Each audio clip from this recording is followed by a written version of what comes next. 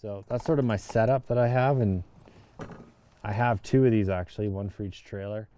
Hey everyone, this is Brad with Skyline Construction, and today we're going to be taking a look at the DeWalt MultiTool. It's the DCS 355, and this little guy, if you are into renovations, you have to have this or something like this. Since they came out with multi-tools years ago, you know, once you get one, you just don't go back. So this unit in particular is fairly light. It's fairly small, as you can see next to my hand. It runs on the 20 volt Max platform. I always like to run it on the slim batteries. It's just easier for me, I find. It has the quick tool change bit on here. You just quickly pull it back and you can put it in the new blades. It has an LED light and trigger. It has two ways to pull the trigger, this way and this way. I've never even used that style. I'm always holding it like this. You can also put a belt clip on it, and you can lock out the trigger as well with this button here. There's attachments you can get. There's a depth of adjustment gauge that bolts on the side, and that can go on either side. I don't actually own that, but it's a little rod that comes out and you can move it back and forth. So that's the tool. I will demonstrate here some cuts, but first of all, this is my T-STAK that I'm using. You want to come in and take a look at this? So this T-STAK, this is how I keep my tool in here. And it's just one of the drawer units. So in here I have my sandpaper, and I keep all my extra pads that they give you, and I also keep like extra parts in here. And then I've got specialty blades. So these guys here, I've just got my little really tiny ones, and they just kind of slip back in like that. These are my bimetal blades. These are pretty sweet. And then we've got a little chipper blade, essentially. I use this to get, I don't use this very often, but you know, if you're like peeling, I don't know, a little bit of lino, or what else would you use this for? Maybe some silicone or something like that. Just kind of like a chiseling to kind of clean things off. Works pretty good. We've got a tile blade here. This is for like cleaning out grout, not actually cutting tile. And then we've got a wood blade. These are really good. So if you're doing, let's say you're cutting the bottom end off of a casing to do some hardwood, you can get right flat down to the floor. You can just cut right in, so you get a nice perfect cut. These are really good to have. Then on the side, I keep some longer, you know, wood blades. And back here, I use these ones a lot, more wood blades. And then back in this corner here, these ones I use a lot as well. So that's sort of my setup that I have, and I have two of these actually, one for each trailer, and then I have a third one at home. I don't have this setup though yet. So we'll demonstrate here cutting. We're going to cut some cedar, we're going to cut some copper pipe, MDF, and a piece of drywall, and just sort of demonstrate the different ways to cut and how quick it cuts and all that good stuff. Oh, we'll also do a little sanding.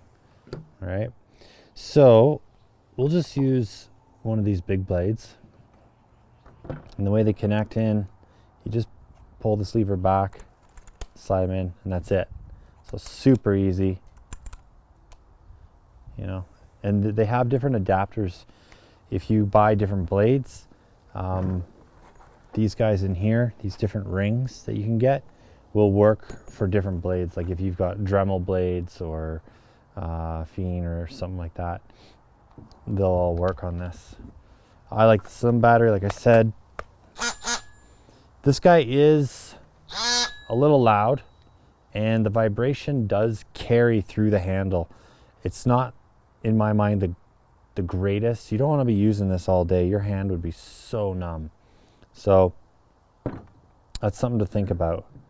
So I'm just going to slap on my glasses here and my ears, and then we'll do some cutting. I think we'll start off with the cedar, just because it's pretty soft.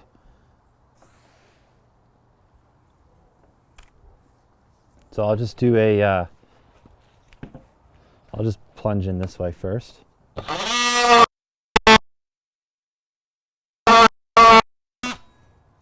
you can see how quickly it cuts through cedar.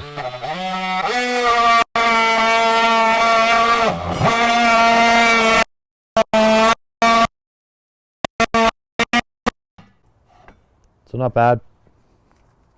I use this all the time. Like I said, I keep it in my arsenal. Next, MDF. We'll just do a little cut here.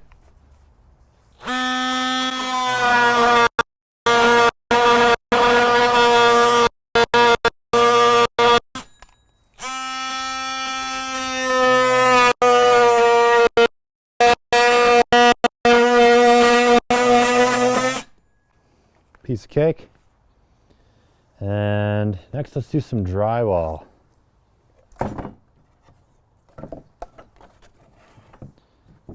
Okay, so the drywall, we actually use this a lot for drywall.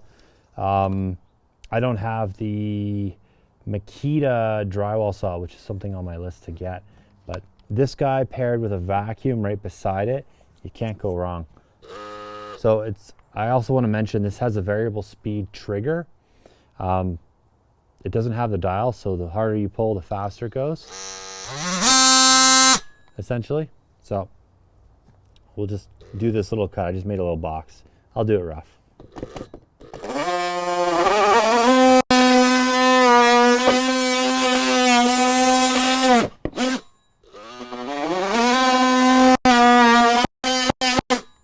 So nice and easy.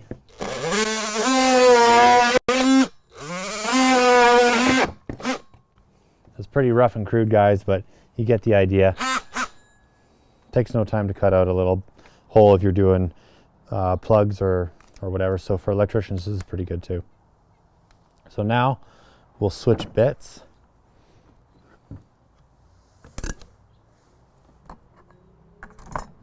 And let's do a bimetal.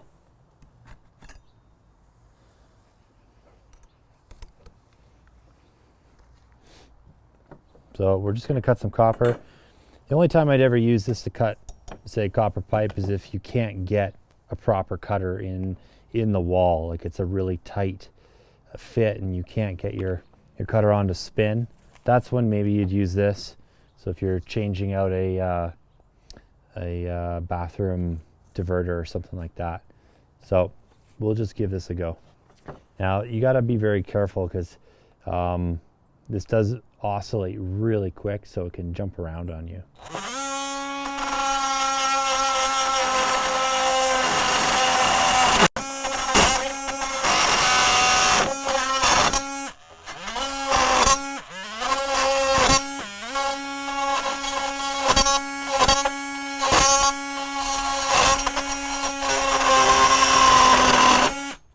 So you see, it's a little ridiculous cutting copper pipe, but you can definitely do it. When you're oscillating the blade, you can see, I'll do it real slow. It's going back and forth. I don't know if the camera can pick that up, but it oscillates back and forth. So when you're coming into something like concrete or metal, or not concrete, sorry, metal or copper or whatever, it wants to pull you up. So I don't think I've ever cut metal except for maybe nails. It's violent to say the least. You're better off using the right tool for the right job. But in a pinch, something like this, you know, you can get into those really tight places and this will work. So you can see how it oscillates back and forth. So if you're not careful, you know, this can skip and jump out. So you really got to have a guide or be pushing against something. You got to be able to like rock it in. Like when you're cutting wood, you want to just sort of rock it in. Because if you just start straight on, sometimes it'll push you all over the map and you'll end up over cutting. So I've always found just kind of coming in on a bit of an angle and then rocking it in like that. That's how you get a fairly clean cut. For example, I'll just do it on the drywall. If you cut like this, see how it just kind of walks, right? But if you come in on the angle and you walk it in, you're not going to have any problems there. But if you just come down straight, I mean, I've been doing this a long time, so I made that look good, but you get what I'm saying.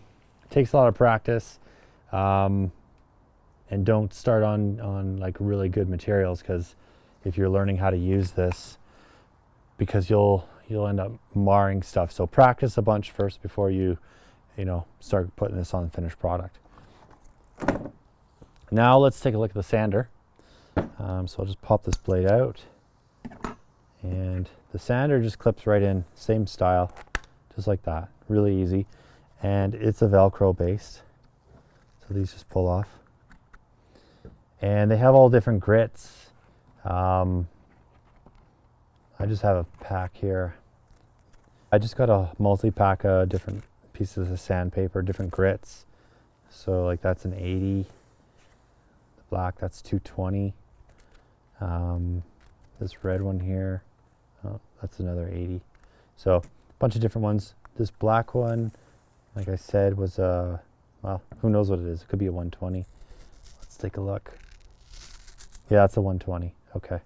So let's just sand the cedar, because it's got some stain on it. So we'll actually be able to see pulling the stain off.